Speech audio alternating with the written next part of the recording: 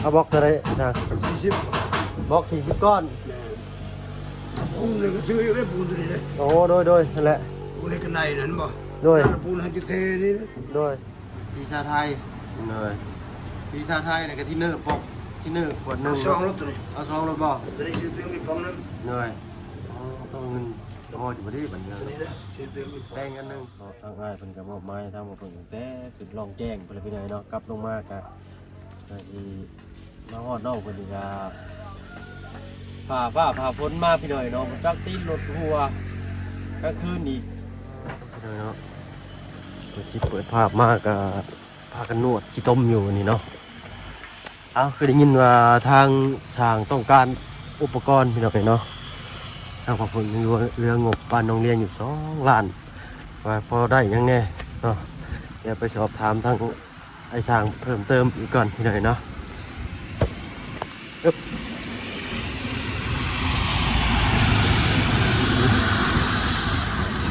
โอ้ตัวน้ำไหลเดี๋ยวสะอยู่เอากลับมาทายเด้อพี่น้องเด้อเนาะกลับมาทายสบายดี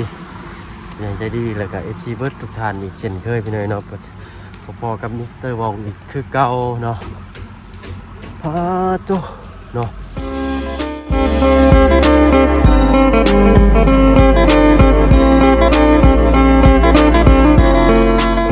ตกลงเรื่อยๆพี่น้อยเนาะหลายวันบ่เป็นวาง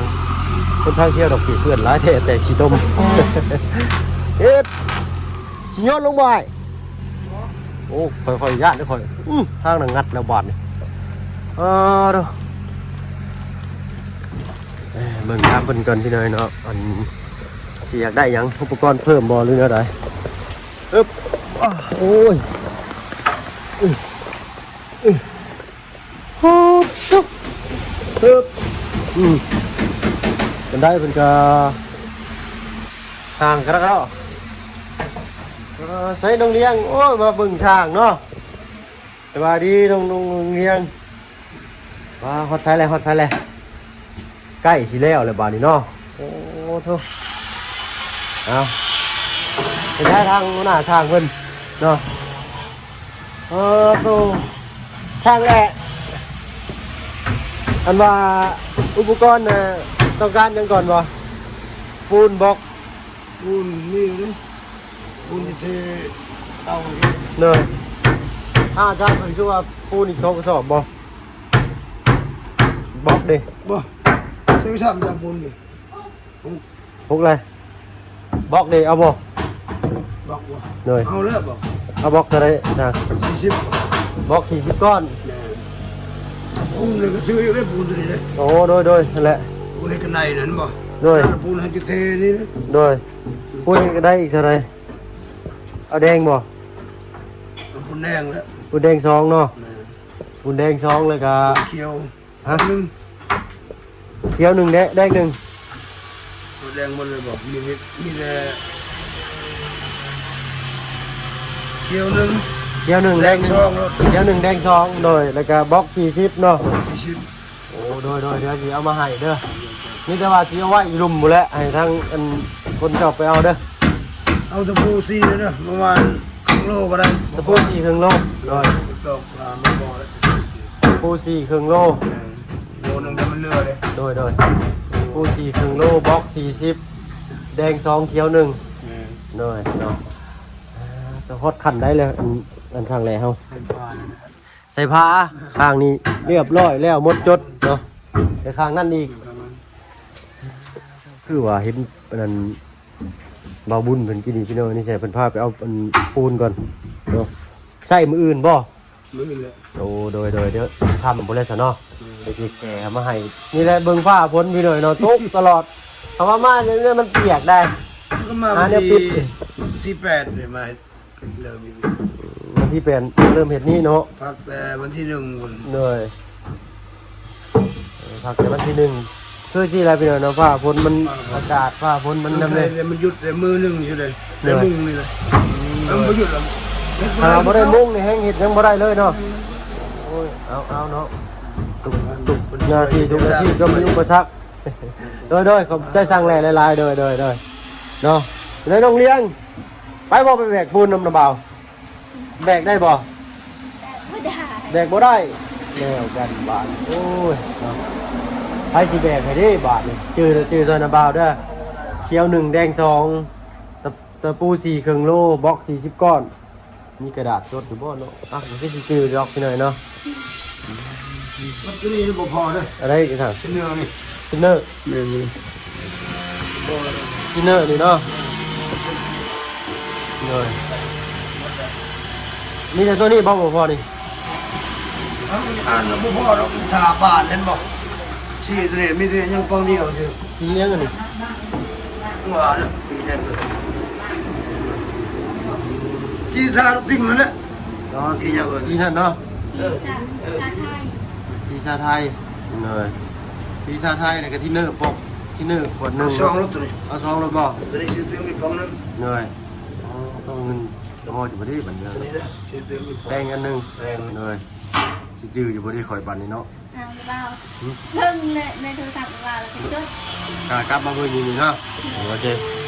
ชาไทย1ทินเนอร์2แป้ง1ตะปู4ครึ่งโลเขียว1แดง2บล็อก40พออยู่บ่ได้ข่อยบัดนี้เนาะทำประบุญกับไปดูซ้ำไปหน่อยเนาะพากินข้าวกินน้ำไปบ่อช่างนี่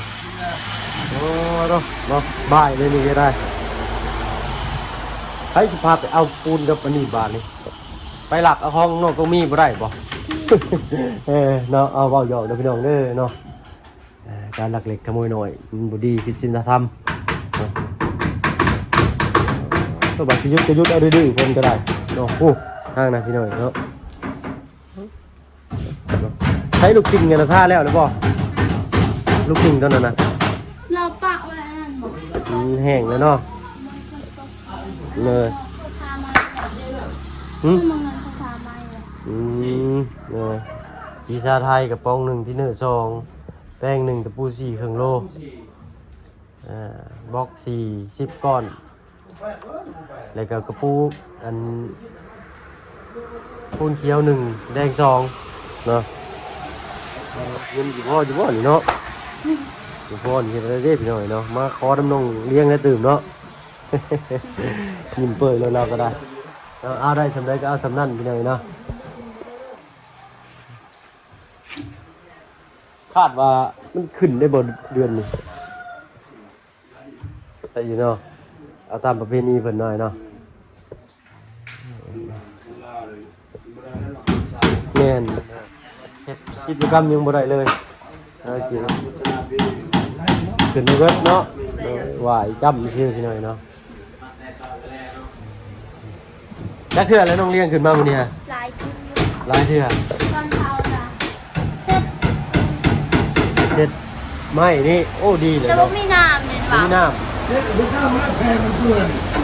ำต้องเอาผ้ามาพิดน้ำเองก็รู้ได้แนวมันหลักการมันเนาะนี่ มันคนดาวเอ็นตัว บ่ได้รอฟังเสียงแต่เป็นเพื่อนต้องเกรดตัดละ นายจะไหนไม่เคยนะ เพื่อนตัดละ น่าว่ายัง แต่ว่ามันจะเป็นเพื่อนมัน ต้องมัดใช่ไหมสบายดีทางพอน้องเลี้ยงด้วยนายมาตรวจงานป่ะ เนาะหรือโอ้ขันจ้องที่ลืมเลยนี่พับไอ้เนี่ยน้องเดิม อยากลูกเมียก็ ถ้ามีหาเอาตัวได้รู้ เมียนนะ เกิดเนี่ย ดาวมาจ่อซะละจุดนะ จุดละ แล้วถ้ามีหาเป็น เมียเต้ตะเปื้อนลูกเมีย ก็น่าจะได้ ป่ะคุณแหละมีเนี่ยสีบอกหรือพาลงไปอยู่หลุมก่อนมันเสียงดังแน่พี่หน่อยเนาะโทรศัพท์กับผมมีไหมน้องโดดบ่จะได้ยินปะได้โอ้ง่ายเงือบลูกนี่เพิ่งแห้งยิ่งนี่เดี๋ยวจะลุดหมดแล้วนี่ไปเบิ่งข้างล่างพี่น้องเนาะพี่ทางนี้เพิ่นก็สิง่ายไหมไปต่อฝั่งนั้นอีกเนาะนาบ่าวบอกยังเจ้าเมื่อวานนี่ฮะนาบ่าวบอกยังเจ้าเมื่อวานนี่ มีรางวัลให้เนาะ โดย โอ้ให้เลยนี่ก็นี่เนาะ นอนว่ะ เอานั่งอ่ะเนาะเพื่อสิหาบอลตั้งกล้องได้พี่ไปเนาะแต่ตามที่เว้ากับน้องเพิ่นไว้พี่น้อยเนาะหมู่บ้านนี้เนาะที่มีรางวัลให้น้องเพิ่นเนาะก่อนอื่นถ้ามาเพิ่งกราบทักทายสบายดีเทื่อหนึงเด้อพี่น้องเด้อเนาะพวกก็มีสเตอร์บองและสัญชา มีสตาร์บอง เนาะคักบ่สายานี่คักบ่มักบ่ โดย เนาะคักเบิดบาทนี่พี่น้อยเนาะเหมือนกันพี่น้อยเนาะ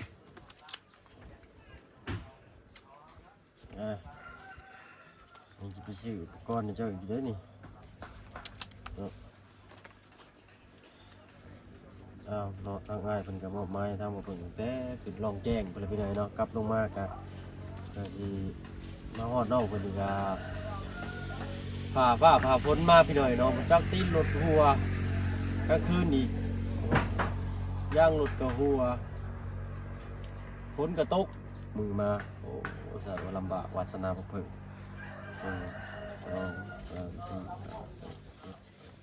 10เนาะเป็นเงินทางครอบครัวอ้ายพานิมูลแสวงเด้อเนาะทางพ่อลุงแม่ป้าเพิ่นเนาะสมทบให้น้องเพิ่นเนาะในวันนั้นวันสำคัญของศาสนาเพิ่นบางอาทิตย์ล้างนั่นแหละพี่น้อยเนาะทางบ่เพิ่งก็ได้มีเวลามีโอกาสมาได้มอบให้น้องเพิ่นพี่น้อยในจำนวนเงิน1 ล้านกีบเนาะขอบใจทางครอบครัวพานิมูลแสวงแล้วก็พ่อลุงแม่ป้าหลายๆเนาะที่มีแบ่งจิตเป็นใจให้ทางครอบครัวน้องเพิ่นเนาะก็คือว่าซอยได้หลายเลยล่ะพี่น้อยเนาะ1 ล้าน1นี้เนาะใช้ได้อีกหลายมื้อพี่น้อยเนาะก็เดี๋ยวก็เป็นคนมีแต่คำว่าคำจาคำอวยพรในใจต้องเก็บเป็นสิได้คงไข่สิมีเด้เนาะให้บ่ให้พลาดม่านบ่ให้เบียดปรารถนาสิ่งใดขอให้ได้สิ่งนั้นสมดังมโนนึกเด้อเนาะแล้วก็แล้วก็ให้ขอให้สุขภาพแข็งแรงเนาะหายเจ็บหายไข้หายจนเนาะหายจากโรคภัยไข้เจ็บทั้งปวงเด้อเนาะเงินนี่มอบให้เจ้าด้วยล่ะเด้อต่อ1 ล้านกีบขอบคุณครอบครัวไอ้พานิมูลแสวงด้วยล่ะเด้อ คุณครอบครัวพานีมือแสวงที่มอบเงินให้ลูกให้หลานขอให้สุขภาพแข็งแรงความเจ็บอย่าได้ความใครอย่ามีปรารถนาสิ่งใดขอให้ได้สิ่งนั้นเลยว่าจะไปเดินทาง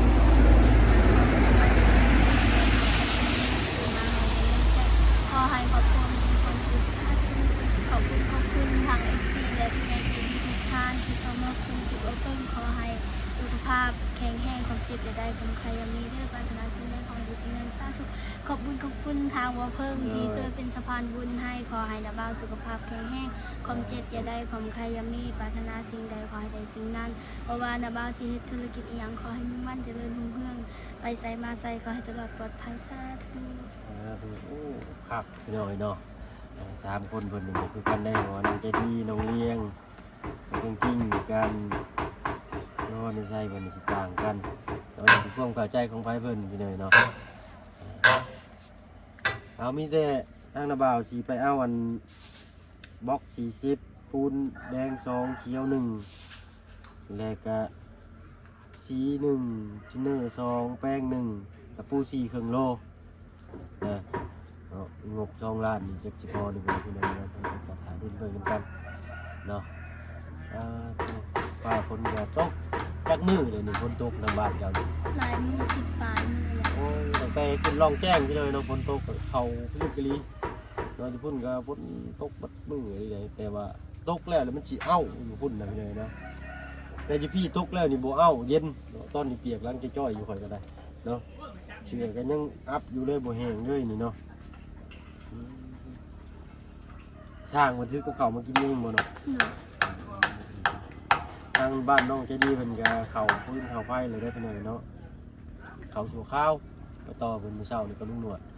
แต่งบยังบ่พออีก15 ล้านสิได้เข้าทาวรน่ะนะชื่อไว้ถ้าเพิ่นเลยอันนี้เพิ่นต่อสู่ข้าวไปจากเพื่อนน้องสิหรือว่าเพื่อนซาร่าแหละพี่น้องเนาะเพื่อนซาดอกแค่จ้ะเนาะพอเจ้าเขามาเบิ่งซุมื้ออยู่บ่ บางทีเราไม่ได้เบิ่งบางทีเราก็เบิ่งพอเราตัดหญ้าอยู่มา บ้านไทยพี่น้อยเนาะที่นี่น่ายังบ่มีบ้านหลังใดอยู่พี่น้อยเนาะหรือว่าบ่เพิ่นมาบ่ทันบ่เนาะเพิ่นหลายหลังเลยแต่ยังบ่เห็นซีรีส์อยู่เนาะ สีนี่บ้านเจ้าคนครั้งแรกก็ได้หนีได้สีนี่สีไทยนี่สีแบบว่าอันนั้นเลยนี่เนาะมีแต่ระบาวสีพูดแล้วสีพ้นสียุดหนึ่งจะไปเอามาให้นะจะหาบอลไหวถ่าโลดอยู่พุ่นนะในตารางเงินไปตู้จะเด้อเพราะว่าเอาขึ้นมานี่บ่ได้เวลาไอ้ช่างมันจะเฮ็ดให้เพิ่นลงไปอยู่เอาเด้อเนาะตัวพี่น้อยเนาะปะพูดแล้วย่างไปเบิ่งไอ้ช่างมันจักนั่งเชื่อเอารูปมาให้นะบ่าวมาโอเคบ้านจะอื่นยังนี่ แล้วกันกด ฮะกดกดนี่คืออันปักกดของอันพระอาจารย์นึกว่าจะทานในคู่พี่หน่อยนะเพิ่นเชื่อมาที่นี่เลยนี่บล็อกเพิ่นเชื่อมาก่อกินเช้า40ก้อนผมบอกนี่เนาะสิก่อยังมันแน่นี่ก่อแต่ก่อแต่มันได้บ่ช่างแหละอันบล็อก40ก้อนก่อแต่มันได้บ่มันได้จักคันเลยโอ้มันได้มันสูงเนาะโอ้เนาะได้3เพื่อจะขึ้น3นี่ก็ว่าสูงเลยนี่ครับฮะโอ้เพิ่นตักออกแล้วเนาะเพิ่นก็สิตักออกให้อยู่เนาะบ่ยากดอกทางช่างเพิ่นจัดการให้อันนี้เนาะมีแต่เจ้าอันใดดิหาบอลไว้ปูนอยู่พุ่นเด้ออยู่เฮือนบ่ว่าจะปูนมาให้ย่ำว่าเพิ่นยังบ่ไปพุดเนาะก็ยังเปียกนะมีแต่เจ้า ได้ปูนป้าอยู่เงินนั้น เหนื่อยอยู่ปะเอิ้นประตูไม่ตู้เพิ่นพุ่นแหล้ว มาบอก ฮะ ไม่ได้มา น่าสิมื้อแรงบ่มื้อแรงก็น่าสิเป็นมื้ออื่นพุ่นแหล้วเนาะรถก็ทางว่าบุญจังเพิ่นไปเวียกทางใดแหละเราต้องใช้ทางลุงจันทร์มาส่งให้ เลี้ยงโตมาอยู่งานอยู่ไปยืนมาเลยแล้วโทร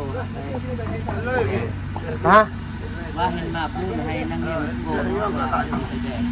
อ๋อจะสิไปแบกปูนโอ้โดยบ่ยากเนาะโอเคเนาะ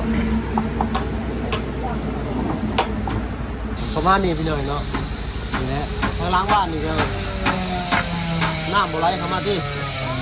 ได้นะเพราะว่าอยากมาพี่กันเรื่อง เนาะ ว่าคือว่ารถครัวนี่มันมีน้ำน้ำ เลย เฮ็ดเบื้องนั้นเลยเนี่ยว่ายันมันไล่ไปเรื่องตรงนี้เห็น เออ งามมัน แล้วนี่ขุดคลองเนาะแต่ว่ามีคำบัตรหนาเลยเนาะภาพบางหน้าถ้าคนเลี้ยงไปเห็นเนาะอึ๊บผักแต่เช้าข่อยนี่เนาะเนี่ยผักอะไร เต่ามันงามลง เนี่ยเช้ามันแก่นแขววงเดือนเราจะเบิดจักเหล่มแขววงเดือนเรานี่เนาะ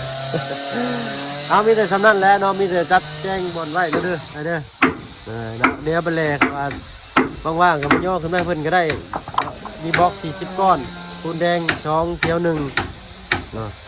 ไปสำหรับที่นี่ไปแล้วเนาะสบายดีเบิดทุกคนเนาะไปพี่น้องไปเนาะและเฮาก็สิขอตัวลำลาพี่น้อยเนาะสำหรับที่นี่ทางบ่เพิ่นให้ดีแฮงกับทุกคนที่เข้ามาชมช่อง YouTube บ่เพิ่นเคยไลฟ์คือเก่าเนาะสำหรับที่นี่ไปแล้วพี่น้อยเนาะสบายดีเจ้า